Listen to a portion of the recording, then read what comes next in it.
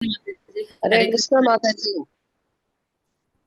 हरे कृष्ण माता जी दंडवत प्रणामालु। హరే हरे కృష్ణ कृष्ण మాతాజీ माता जी हरे दंडवत कृष्ण माता प्रणाम। जी दंडवत प्रणामालु। హరే కృష్ణ మాతాజీ హరే కృష్ణ హరే కృష్ణ మాతాజీ ప్రభుజీస్ అందరికీ తెలుగు గీత కార్యక్రమానికి స్వాగతం. ఈరోజు మనం కార్యక్రమాన్ని ప్రారంభించే ముందు జగన్నాథ స్వామి ఆశీస్సులు తీసుకుందామండి. జై జగన్నాథ్ బలదేవ్ సుభద్రమయ్య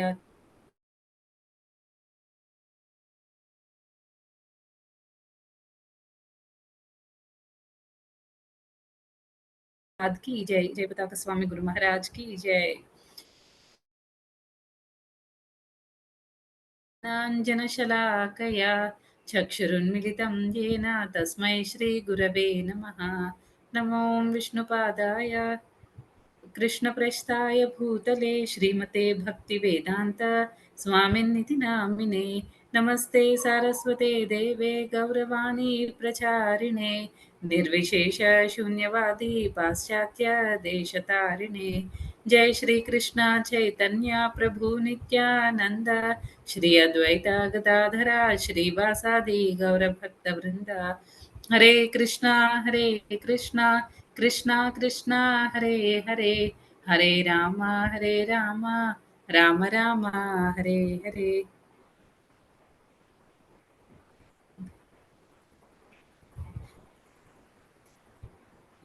రెండవ అధ్యాయం గీతాసారం నుండి ఈరోజు 62, 63 శ్లోకాలు చూద్దామండి.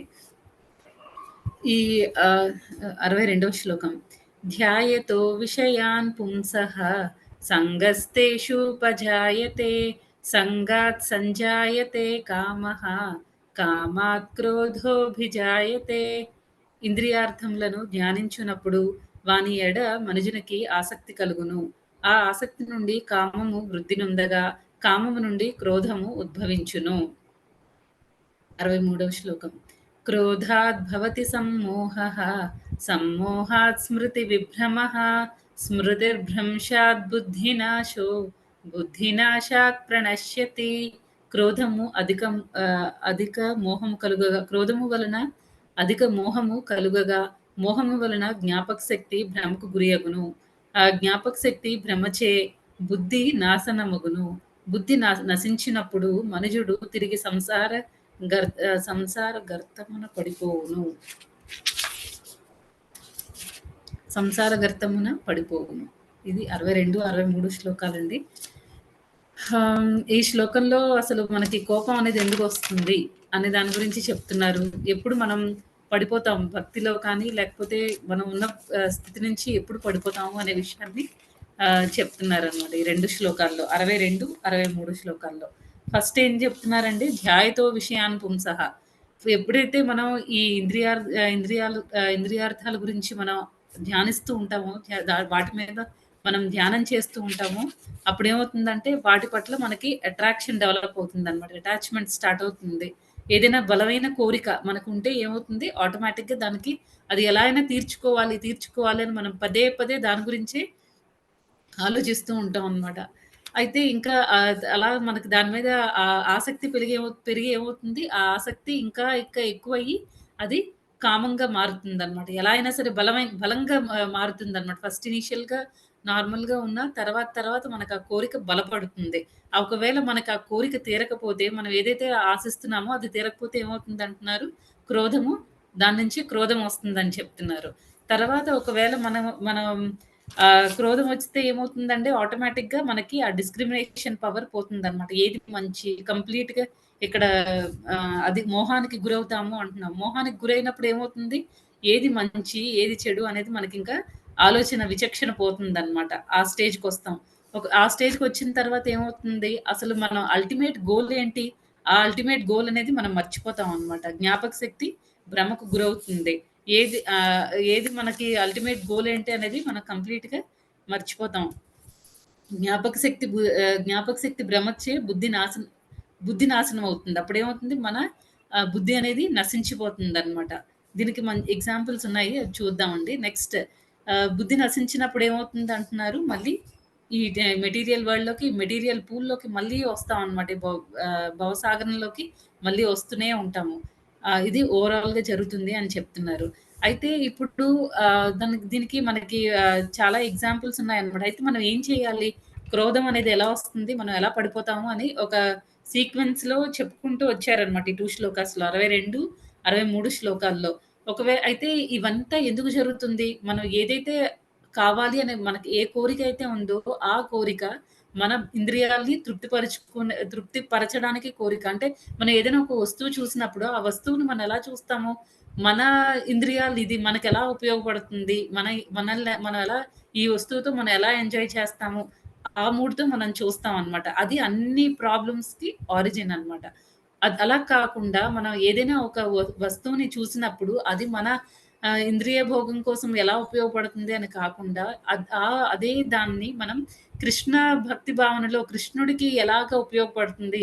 కృష్ణ సేవలో అది ఎలా అది మనకున్న ఆ కోరిక అనేది దాన్ని డౌటైల్ చేయాలన్నమాట. కృష్ణ వైపుకి తిప్పాలి. కృష్ణకి ఎలాగ ఉపయోగపడుతుంది అనేది మనం ఎప్పుడైతే ఆలోచించడం స్టార్ట్ చేస్తామో, అప్పుడు మనకి ఆ నెక్స్ట్ కాన్సిక్వెన్సెస్ అన్నీ నెక్స్ట్ జరిగేవన్నీ అదొక పెద్ద మొత్తం ఒకదాని తర్వాత ఒకటి, ఒకదాని తర్వాత ఒకటి ఏం జరుగుతుంది అని చెప్పేసి కృష్ణ భగవానుడు ఇక్కడ చాలా క్లియర్‌గా చెప్పారనమాట. ఈ సీక్వెన్స్ మొత్తాన్ని, ఈ ఫ్లో మొత్తాన్ని మనం కట్ చేసి ఆ ఫ్లో ఎంతవరకు వెళ్తుందంటే మనం పతనం అయ్యేంత వరకు వెళ్తుందనమాట మనకున్న కోరికలు. ఆ పతనాన్ని మనం ఆపాలి అనంటే స్టార్టింగ్‌లోనే కట్ చేయాలి. అంటే ఇప్పుడు జనరల్‌గా మనం ఏదైనా ఒక కోరిక మనకి మనం సపోజ్ ఆహ్, ఏదైనా ఒక నాన్ వెజ్ మానేసామనుకోండి. నాన్ వెజ్ కంప్లీట్‌గా మానేసాం. లేకపోతే ఆనియన్ గార్లిక్ మానేసాం. కాకపోతే ఏంటంటే, ఎవరో మన ఎదురుగా ఒకరోజు తినడమో ఏదో జరిగింది. వెంటనే మనకి ఇంక అక్కడి నుంచి లేతే టీ, కాఫీలు ఆహ్, ఆహ్, టీ, కాఫీలకి చాలా మందికి జనరల్‌గా ఎక్కువ మందికి టీ, కాఫీ తాగే అలవాటుంటుంది. కదా! ఒకసారి ఎవరైనా మన ముందు తాగితే ఇంక మనకి మైండ్ కొంచెం డైవర్ట్ అవుతుందనమాట. డైవర్ట్ అయ్యి ఇంక కంటిన్యూయస్‌గా మనం దాని మీద కాంటంప్లేట్ చేస్తూనే ఉంటాం. అంటే ఇంతకుముందు మనం తాగున్నాం కాబట్టి, మనలో ఇంకా ఎక్కడో ఆ రూట్స్ అనేవి ఇంకా ఉండిపోతాయి మైండ్‌లో. మనం ఏం చేస్తాము, అది అలా కంటిన్యూయస్‌గా దాని గురించి మెడిటేట్ చేయడం, ధ్యానం చేస్తూ ఉంటామనమాట. అప్పుడు ఇన్ని సంవత్సరాలు తాగాను కదా! కొంచెం కొంచెం స్టార్ట్ అవుతుందనమాట. కొంచెం మనం వదిలేచ్చి ఏంటి మానేసిన దాన్ని మళ్ళీ ఆలోచించడం ఏంటని మళ్ళీ ఒకసారి మనకనిపిస్తుంది. కానీ మళ్ళీ అదే విషయం మీద అలాగా తిరుగుతూ ఉంటుందనమాట. ఇంకా మైండ్ దాని చుట్టూనే మనం ఆ మానేసిన విషయం గురించే మళ్ళీ మనకి ఎలాగ మళ్ళీ నేను టీ తాగాలి? ఇలా తాగొచ్చా? తాగకూడదా? తాగొచ్చా? తాగకూడదా? కానీ మనకి మైండ్ ఏం చెప్తుంది? తాగేయి అని చెప్తుంది. తాగమనే చెప్తుందనమాట. భక్తి సిద్ధాంత సరస్వతి ఠాకూర్ ఏమంటున్నారండి, మైండ్‌ని పొద్దున్నే లేచిన తర్వాత ఒక 100 సార్లు, తర్వాత రాత్రి పడుకునే ముందు ఒక 100 సార్లు చెప్పులతో కొట్టాలి అని అంటున్నారు. అంటే మైండ్ చెప్పే మాట మనం వినకూడదు. ఎవరిని చెప్పుతో కొడతామంటే, వాళ్ళు మనకంటే చాలా లోయర్ లెవెల్‌లో ఉండే దాన్ని మనం చెప్పుతో కొడతాం కదా! అంటే ఏంటి, ఆ మైండ్‌ని మన కంట్రోల్‌లో పెట్టుకోవాలక్కడ. అదనమాట అక్కడ మెయిన్ ఇంటెన్షన్. ఆ మైండ్‌ని మన కంట్రోల్‌లో పెట్టుకోవాలి. దానికోసమని మైండ్ చెప్పే మాట మనం అక్కడ వినకూడదు. వింటే ఏమవుతుంది అది స్లోగా ఒకదాని తర్వాత ఒకటి, ఒకదాని తర్వాత ఒకటి జరిగి స్లోగా అది మన పతనానికి దారితీస్తుందనమాట. అయితే ఇక్కడ ప్రభుపాదుల వారు ఆహ్, భాష్యంలో చాలా కొన్ని మంచి విషయాలు చెప్పారనమాట. కొన్ని ఎగ్జాంపుల్స్ ఇచ్చారు. ఒకటి ఆహ్, ఆహ్, శివుడు ఆహ్, శివుడు గురించి చెప్పారు. శివుడు గురించి ఏం చెప్తున్నారంటే ఇక్కడ ఆహ్, పార్వతీదేవి ఎజిటేట్ చేయడం వల్ల పార్వతీదేవి వలన ఆయన ఆహ్, చలింపజేయడం వల్ల పార్వతీదేవి వలన వాళ్ళిద్దరికీ కార్తికేయుడు పుడతారనమాట. ఆయన మంచి మెడిటేషన్‌లో ఉన్నప్పుడు ఆహ్, అలా జరుగుతుందనమాట. నెక్స్ట్ ఇంకా ఏంటంటే ఇప్పుడు మనకి ఇది హిరణ్యకశిపుడు, హిరణ్యాక్షుడు వాళ్ళు కూడా అదే రకంగా అసుర సంధ్య సమయంలో వాళ్ళు సంభోగం చేయడం వల్ల రాక్షసులుగా జన్మిస్తారనమాట. వాళ్ళ తల్లిదండ్రులు చేసిన పని వల్ల.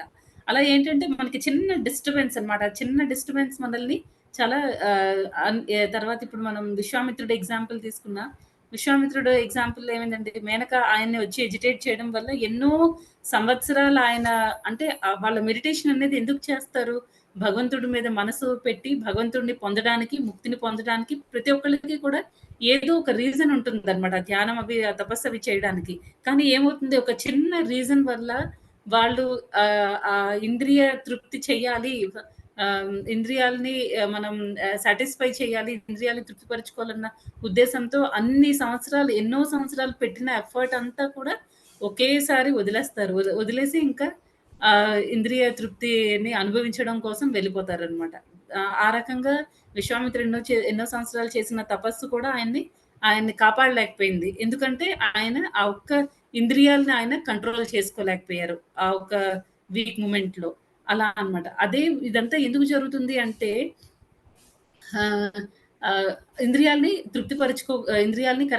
కరెక్ట్ వేలో పెట్టలేకపోయారు. అయితే ఇంద్రియాల్ని ఎవరైతే కరెక్ట్ దారిలో పెడతారో ఏది కరెక్ట్ దారి? మనకి మనం ఇంతకుముందు నేర్చుకున్నాం కదండీ! హృషికేన సేవనం. ఏ ఇంద్రియాలని అయితే ఇంద్రియాలన్నిటికి మాస్టర్ అన్నమాట కృష్ణుడు. హృషికేశ అంటే ఇంద్రియాలకి మాస్టర్.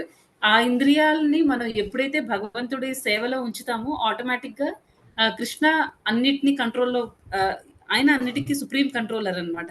ఎప్పుడైతే మనం ఆయన కంట్రోల్‌లో పెడతామో అన్నిటిని ఆయన సేవలో మనం వాడుతామో ఆటోమేటిక్‌గా అవన్నీ అండర్ కంట్రోల్ అన్నమాట. అన్ని కంట్రోల్‌లో ఉంటాయి. మనకింకా ఇబ్బంది ఉండదు.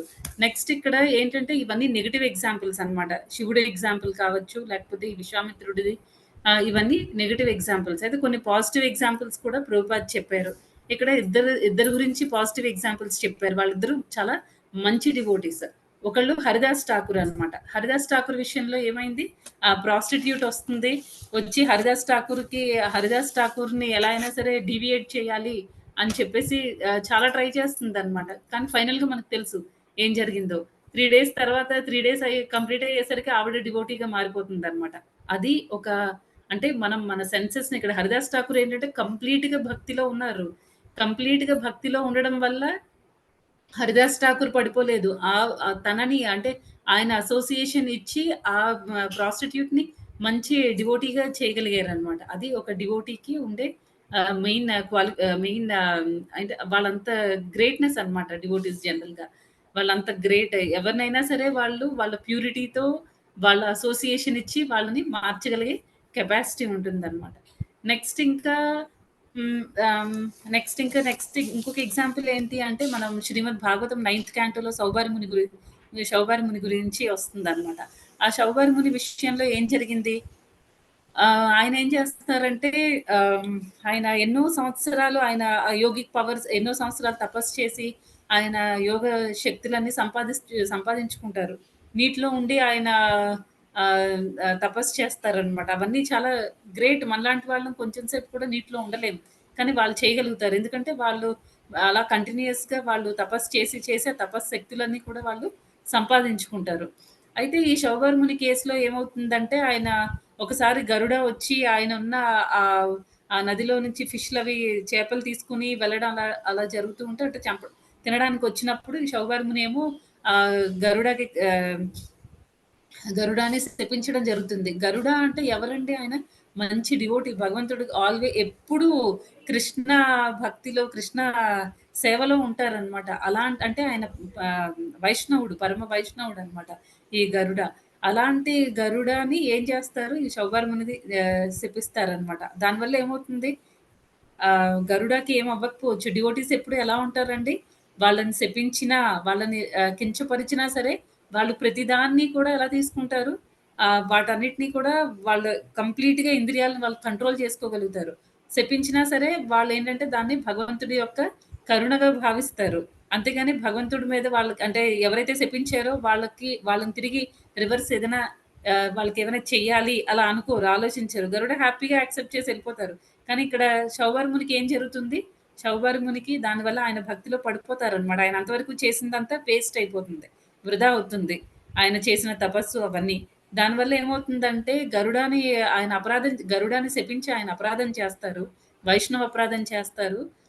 అపరాధం అన్నిటికంటే చాలా పెద్ద అపరాధం అన్నమాట. మన భక్తి జీవితాన్ని మనం మెల్లమెల్లగా ఒక క్రీపర్ లాగా పెంచుతూ ఉంటే ఎవరైతే అపరాధం చేస్తారో వాళ్ళు రూట్స్‌తో పాటు ఆ క్రీపర్ అనేది ఆహ్, లత అనేది మొత్తం పోతుందనమాట. ఆ భక్తి లత అనేది కంప్లీట్‌గా నాశనం అయిపోతుంది. అందుకే వైష్ణవులతో డీల్ చేసినప్పుడు చాలా జాగ్రత్తగా ఉండాలి. అలా అని చెప్పేసి నేను వైష్ణవులకి దూరంగా ఉండి నేను భక్తి చేసుకుంటాను అనంటే అది మళ్ళీ ప్రాబ్లమే. మన భక్తిలో పురోగతి చెందలేమనమాట.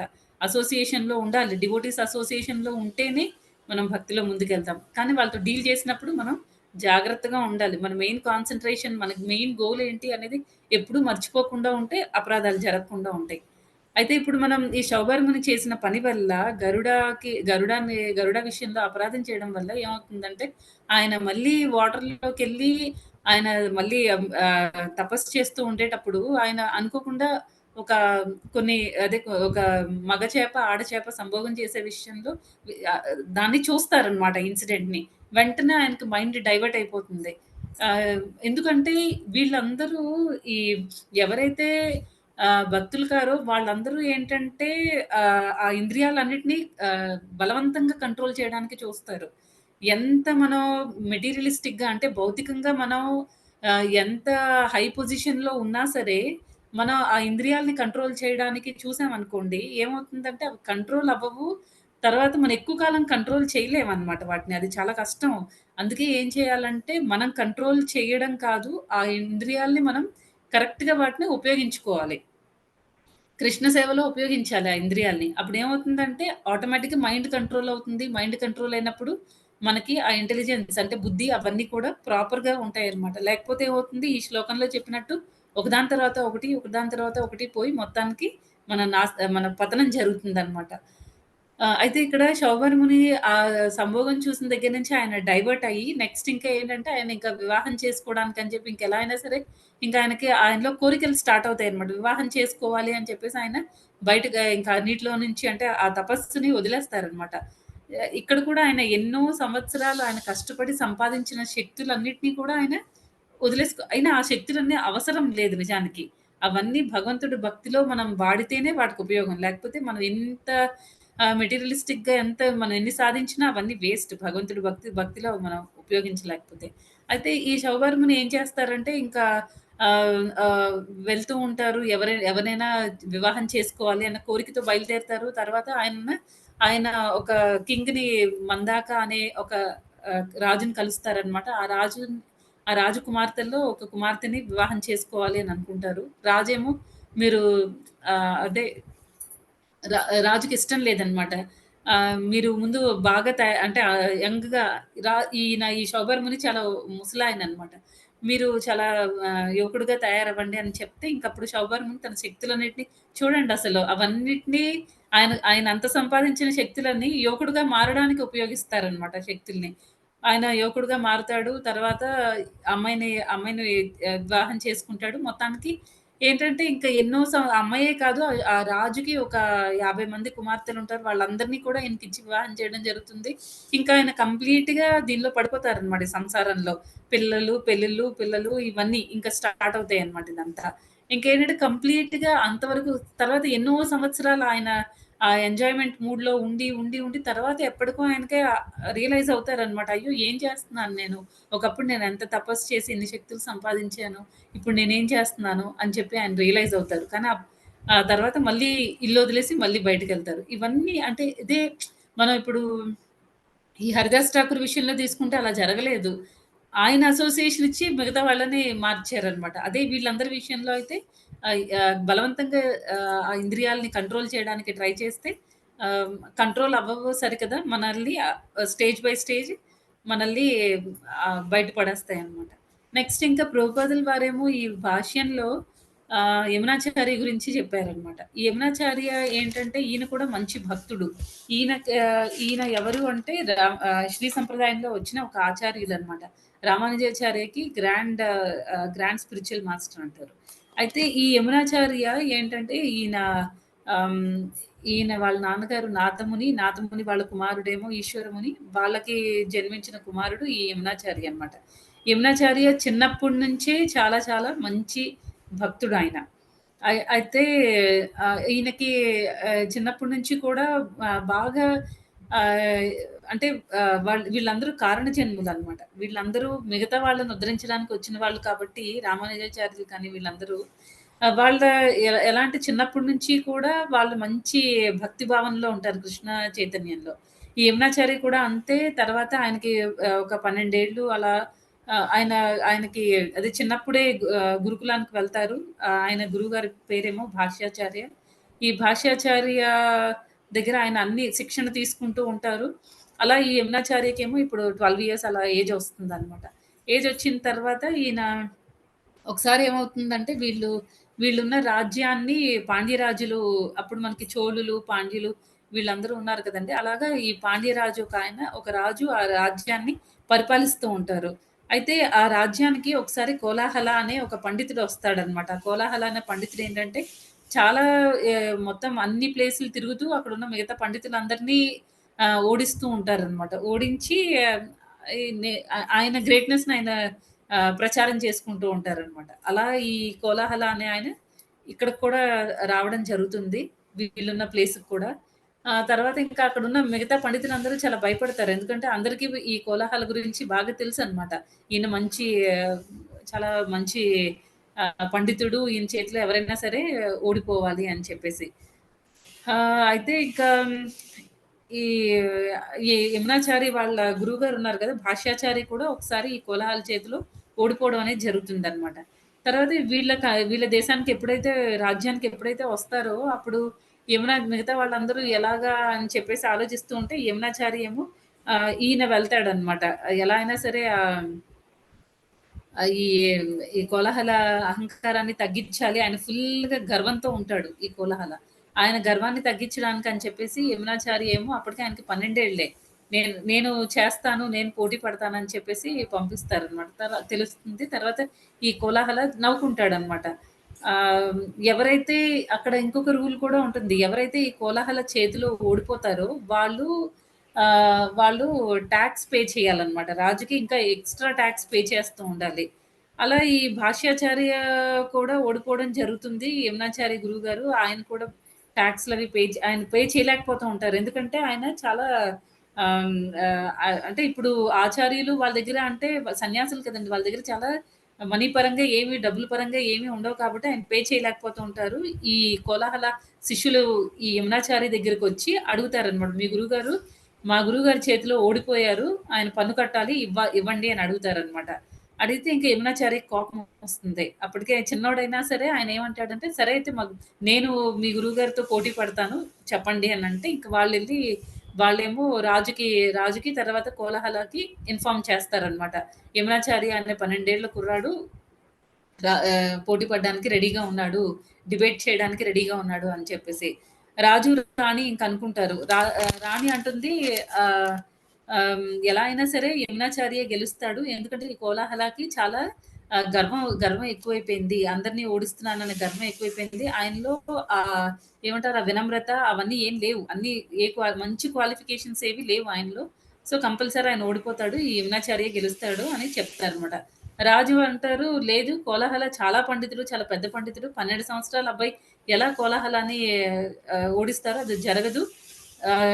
కోలాహల గెలుస్తాడని" చెప్పేసి ఇద్దరు పందెం పెట్టుకుంటారనమాట. రాణి అంటుంది, "ఒకవేళ నేను ఓడిపోతే మీ మెయిడ్ సర్వెంట్ ఉంటుంది కదా! దాని సర్వెంట్‌గా నేను ఉండిపోతాను" అని ఈ క్వీన్ అంటుందనమాట రాణి.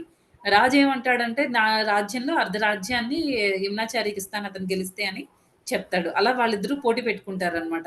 అంటే ఇదంతా ఎందుకు చెప్తున్నానంటే, ఇప్పుడు ఒక డివోటీ అనేవాళ్ళు ఎలా ఉంటారు? ఎలాగ వాళ్ళ ఇంద్రియాలని కంట్రోల్ చేసుకొని వాళ్ళు ఫైనల్‌గా సక్సెస్‌ఫుల్ అవుతారు. తర్వాత ఎవరైతే ఇంద్రియాలని బలవంతంగా కంట్రోల్ చేసుకోవడానికి ట్రై చేసి వాటిని భగవద్భక్తిలో వాడకపోతే వాళ్ళు ఎలా పతనానికి గురవుతారు అనే విషయాన్ని తెలియడానికనమాట ఇప్పుడు ఇదంతా.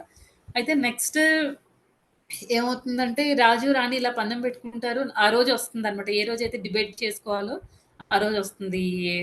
కోలాహల వస్తాడు. ఈ 12 ఏళ్ల యమునాచారి అని చూసి కోలాహల నవ్వుతాడనమాట. "నువ్వా నన్ను ఓడిస్తావు" అని చెప్పేసి. తర్వాత ఇంకా కోలాహల క్వెషన్స్ అడగడం స్టార్ట్ చేస్తారు. యమునాచారి అన్నీ చాలా ఫాస్ట్‌గా చెప్పేస్తూ ఉంటారు. "ఏంటి అన్నీ ఇంత సింపుల్‌గా అడుగుతున్నావు? నువ్వు కష్టమైనవి అడుగుతావేమో అనుకున్నాను. నువ్వు ఇంత సింపుల్‌గా అడుగుతున్నారేంటి మీరు?" అని చాలా వినయంగా మాట్లాడతాడనమాట. ఎలా పడితే అలా కాకుండా చాలా వినయంగా అందరితో కూడా చాలా బాగా బిహేవ్ చేస్తూ ఉంటాడు.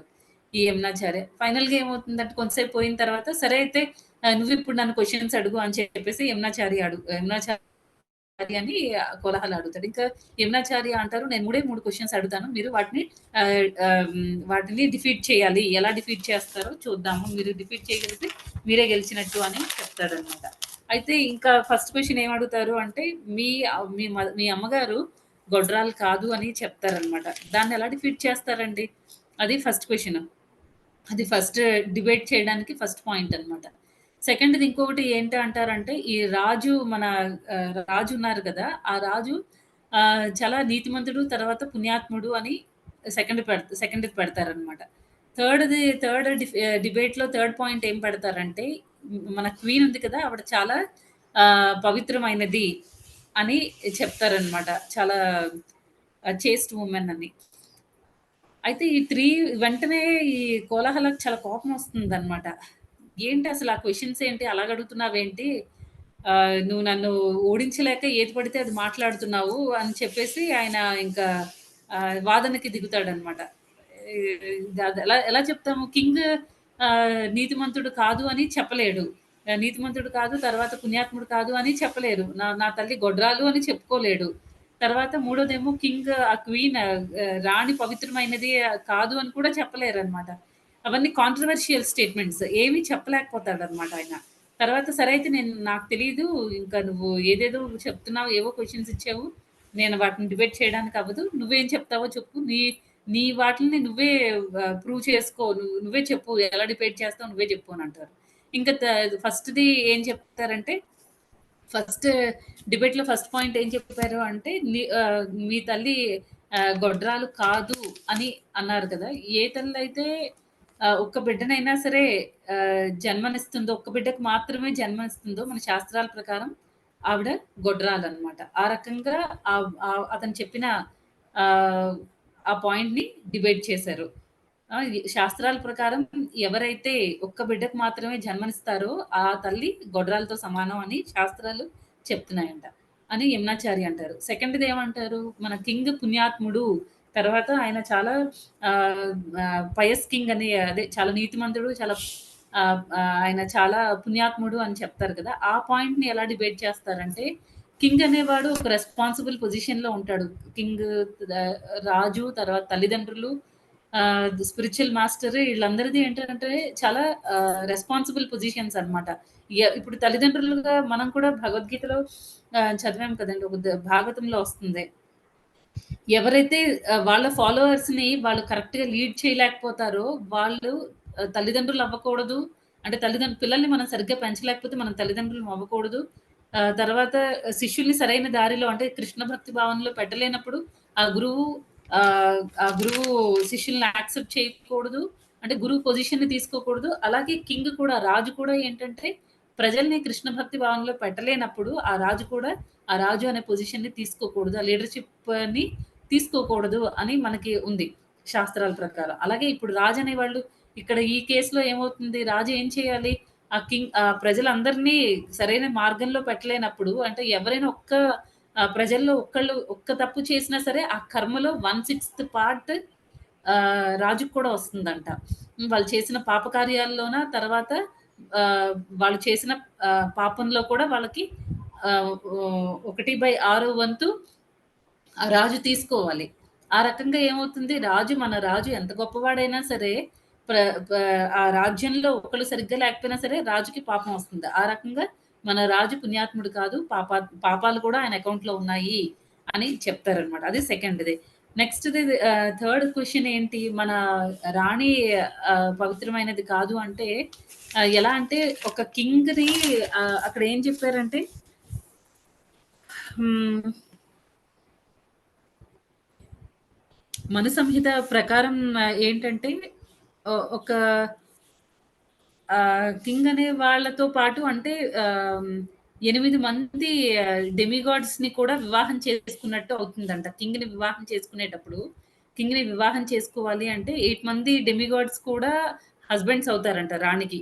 ఆ రకంగా 8 ప్లస్ రాజు ఒకళ్ళు 9 మంది. ఆ 8 మంది డెమిగాడ్స్ ఎవరు అంటే సూర్యుడు, చంద్రుడు, అగ్నిదేవుడు, వాయుదేవుడు వీళ్ళందరి సమక్షంలో వివాహం అనేది జరుగుతుంది కాబట్టి ఆ 8 మంది దేవతలతో పాటు రాజును కూడా వివాహం చేసుకున్నట్టు అవుతుంది. అలా 9 మంది భర్తలున్నట్టంట.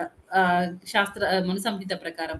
ఆ రకంగా మన క్వీన్‌కి మన రాణికి 9 మంది భర్తలున్నారు కాబట్టి ఆవిడ కూడా చేస్ట్ కాదు. ఆవిడ కూడా పవిత్రమైనది కాదు అనేసి ఆయన 3 వాదనల్ని ఆయన పెడతారనమాట. తర్వాత అందరూ ఆహ్, అందరూ ఆ మూమెంట్ కోసం వెయిట్ చేస్తున్నారనమాట. సభలో ఉండే వాళ్ళందరూ. ఎలా అయినా సరే ఈ ఈయన గర్వాన్ని తగ్గిచ్చాలి అనే ఒక దాంతో అందరూ వెయిట్ చేస్తున్నారు. సో, కోలాహల కూడా తన తప్పు తను తెలుసుకుంటాడనమాట. రాజు కూడా అర్ధరాజ్యాన్ని ఇస్తారంటారు. ఆ తర్వాత ఇంకా వేరే స్టోరీ వేరే రకంగా ఉంటుందండి. తర్వాత ఆయన కంప్లీట్‌గా దీనిలో లేకుండా క రాజ్యంలో అలా ఉండిపోవడం, అంటే రాజ్యాన్ని పరిపాలిస్తూ అలా అదంతా వేరే స్టోరీ. అయితే ఇక్కడ మనకి మన శ్లోకానికి రిలవెంట్ మనం ఎంతవరకు తీసుకోవాలి అంటే, ఆ కోలాహల విషయంలో ఆయన కంప్లీట్‌గా ఆహ్, ఆహ్, గర్వానికి ఎక్కువ గెలిచి ఆయన ఇంద్రియాల్ని తృప్తిపరుచుకుంటూ ఆహ్, మెయిన్ మనకున్న జ్ఞానాన్ని అంతా మనం భగవంతుడి కోసం వాడాలి. ఎవరికైనా భగవంతుడి భగవంతుడు వేరే వాళ్ళకి కూడా భగవంతుడిని ఇవ్వగలిగేటట్టు ఉండాలి మన జ్ఞానం. అంతేకాని ఆ జ్ఞానం మనల్ని ఈ కోలాహల విషయంలో ఏం జరిగింది? ఆయనకున్న ఆ జ్ఞానం ఆయన పతనానికి దారి తీసిందనమాట. ఎందుకంటే ఆయన కరెక్ట్‌గా ఉపయోగించుకోలేదు కాబట్టి. అదే యమునాచారికి 12 ఇయర్స్ అయినా సరే ఆ భగవంతుడి భక్తి భావనలో ఉండి, ఆయన ఇంద్రియాలన్నీ కంట్రోల్‌లో ఉండడం వల్ల ఆయన గెలవగలిగారనమాట. అంత పెద్ద డివోటీ అంత పెద్ద పండితుడి మీద ఆయన గెలవగలిగారు. అది ఒక భక్తుడు అంటే అలా మన ఇంద్రియాలను మనం కృష్ణ వైపుకి మార్చగలిగితే, కృష్ణుడు సేవలో మనం ఉపయోగించుకోగలిగితే, మనం కూడా సక్సెస్ అవుతాము. ఒకవేళ అలా కాకుండా మనల్ని మనం తృప్తిపరుచుకోవడానికి మనం కంటిన్యూయస్‌గా ఎఫర్ట్ పెడుతూ ఉంటే ఏమవుతుందంటే అది మన పతనానికి దారి తీస్తుంది. అలా ఆ రకంగా ప్రభుపాదులు వారు ఇక్కడ ఈ ఎగ్జాంపుల్స్ అన్నీ ఇచ్చారు. తర్వాత ఇంకా ఏంటంటే కొన్ని టర్మ్స్ వాడారనమాట. యుక్త వైరాగ్యము అలా. మొత్తానికి మనం ఈ సెన్సెస్‌ని కంట్రోల్ చేసే విషయంలో మనం సక్సెస్ అవ్వాలి అనంటే మన ఇంద్రియాల మీద మనం గెలుపు పొందాలి అనంటే ఏం చేయాలంటే మనకున్న ఆ భౌతిక పరమైన ఆ ఎంజాయ్‌మెంట్స్ అన్నిటిని మనం కట్ చేయాలి. కట్ చేయాలి. ప్లస్ మనకి కట్ చేయడం అంటే డైరెక్ట్‌గా అది పాసిబుల్ కాదు కాబట్టి, మన ఇంద్రియాలన్నిటిని మనం భగవంతుడి సేవలో వాడాలి. అప్పుడు ఆటోమేటిక్‌గా మన మైండ్ కూడా కంట్రోల్‌లో ఉంటుందనమాట.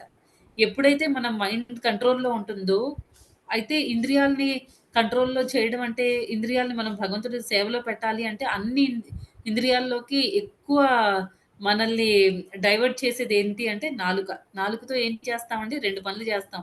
ఒకటి ఏంటి అంటే మన నాలుకతో మనం మాట్లాడుతూ ఉంటాము. ఏది పడితే అది మాట్లాడితే ఏమవుతుందంటే మన చైతన్యం అనేది పడిపోతుంది. తర్వాత మనం తిన ఆహ్, ప్రస ఆహ్, ఆహారం కూడా తీసుకుంటాం ఈ నాలుకతో.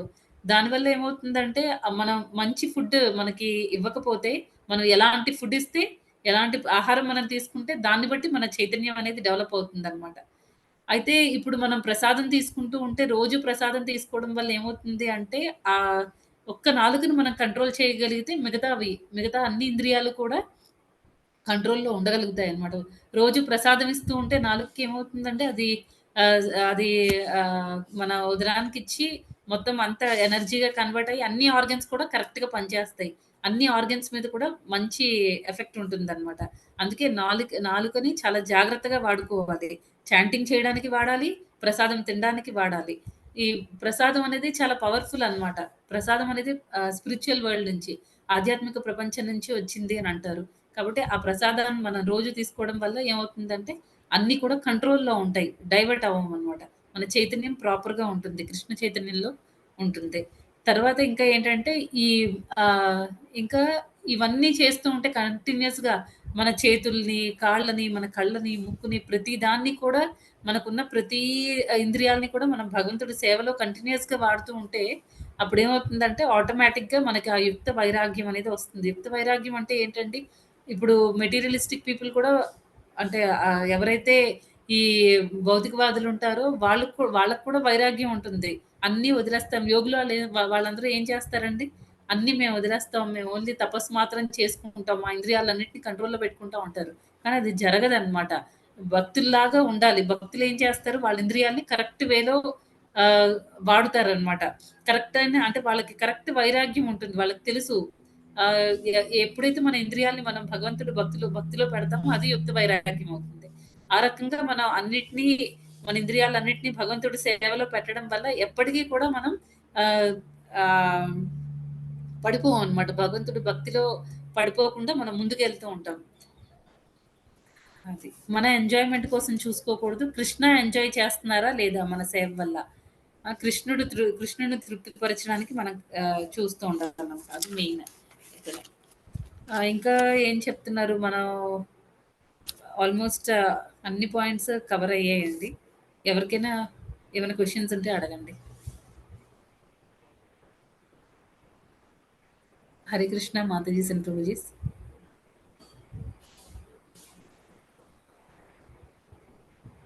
हरे कृष्ण माता जी दंडवत प्रणाम। దండవత్ ప్రణామ్ మాతాజీ. హరే కృష్ణ. हरे कृष्ण माता जी दंडवत प्रणाम। హరే కృష్ణ. హరే కృష్ణ మాతాజీ హరే కృష్ణ మాతాజీ దండవత్ ప్రణామ్. హరే కృష్ణ.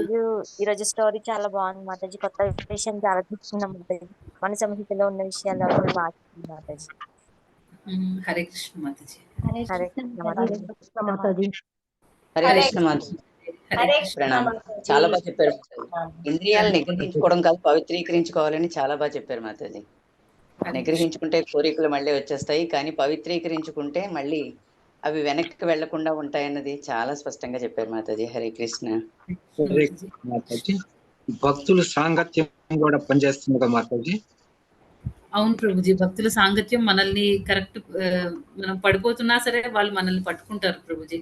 భక్తులు అది మెయిన్. అది మన భక్తుల్ని వదిలేస్తే ఇంక మనం ఏం చేయలేము. మనం ఒక్కళ్ళు ఇప్పుడు జడభరతుడు దానిలో అదే అయింది కదండి. ఆయన ఫారెస్ట్కి వెళ్ళిపోయి ఐసోలేట్ అయిపోయి ఉంటారు, కానీ ఏమవుతుంది, పడిపోతారు ఎక్కువ రోజులు అలా. ఆయన అంత భక్తులు మళ్ళీ మనం అసలు ఆయన దగ్గర అసలు కంపారిజన్ కి కూడా పనికిరాము. ఎందుకు పనికిరాము మనం అసలు వాళ్ళ దగ్గర? అంత భక్తులు బాబా స్టేజ్ లో ఉండి కూడా ఆయన పడిపోయారు అంటే భక్తుల సాంగత్యం లేకపోవడం వల్ల. అదే భక్తుల దానిలో ఉంటే, భక్తుల సాంగత్యంలో ఉంటే మనం పడిపోతున్నామని మనం పూర్తిగా వదిలేయకూడదు అనమాట. పడిపోతున్నా సరే వాళ్ళు మనల్ని పట్టుకుంటారు, పైకి తీసుకుని వస్తారు మళ్ళీ. కంటిన్యూస్ ఉండాలండి. ఒక్కొక్కసారి మనం మనకి ఏదైనా ఏదో కోరిక అంటే మనం మానేసినవి మళ్ళీ మనం చేయడానికి స్టార్ట్ చేస్తూ ఉండే స్టేజ్ లో ఏం చేయాలంటే, మనం వెంటనే దాని నుంచి బయటపడాలి అని అంటే ఎవరైనా ఒక డివోటీ కాల్ చేయడము, లేకపోతే వెంటనే ఏదో ఒకటి సిచ్యుయేషన్ నుంచి మనం బయటికి రావడానికి ట్రై చేయాలి. వెళ్ళిపోయేటప్పుడు ఇంకా ఇంకా ఎక్కువ దాని గురించి ధ్యానం చేయకూడదు. హరే కృష్ణ. ఆన్సర్ చేయడం ఇంపాసిబుల్ అనుకున్న క్వశ్చన్స్ మాతాజీ, అవి అసలు ఎలా చెప్తారా అని ఎదుర్కొన్నాం మాతాజీ మేము. సారీ మాతాజీ, సారీ. దండవత్ ప్రణామ్. దండవత్ ప్రణామ్ ప్రభుజీ. మాతాజీ క్వశ్చన్ అడిగారా లేకపోతే ఏమైనా చెప్పారా మాతాజీ? ఏం లేదు మాతాజీ, అవి ఆన్సర్ చేయలేని క్వశ్చన్స్ మాతాజీ. ఫస్ట్ అనిపించింది, వాటిని చాలా బాగా ఎక్స్ప్లెయిన్ చేశారు మాతాజీ తర్వాత. యమునాచార్య అది ఎక్కువ బాగా నీట్ గా డీటెయిల్స్ అన్ని కావాలి అంటే రాధనాథ్ స్వామి మహారాజ్ లెక్చర్ ఉంది మాతాజీ, యమునాచార్య గ్లోరీస్ ఆఫ్ యమునాచార్య అని. ట్రై చేయండి, చూడండి మాతాజీ, వినండి. ఓకే మాతాజీ,